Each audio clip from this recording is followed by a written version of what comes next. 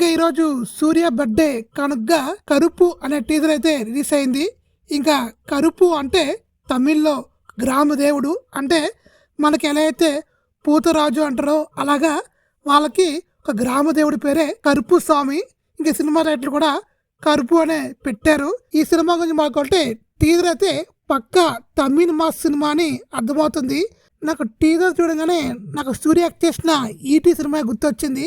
ఈటీలో కూడా సూర్య లాయరు, ఇంకా అన్యాయం జరిగిన ఆడపిల్లల్ని కాపాడుతాడు. ఇంకా ఈ సినిమాలో కూడా ఏదో స్ట్రాంగ్ పాయింట్ అయితే ఉంది, మనకు అర్థమవుతుంది. ఇంకా సినిమా అయితే రెగ్యులర్ మాస్ కమర్షియల్ సినిమా అని క్లారిటీ వచ్చింది. సూర్య లుక్స్ మన బింబిసార్లో కళ్యాణ్ రామ్ లుక్స్ లాగా ఉన్నాయి. ఆ మేకప్ అంతా సేమ్ అలానే ఉంది.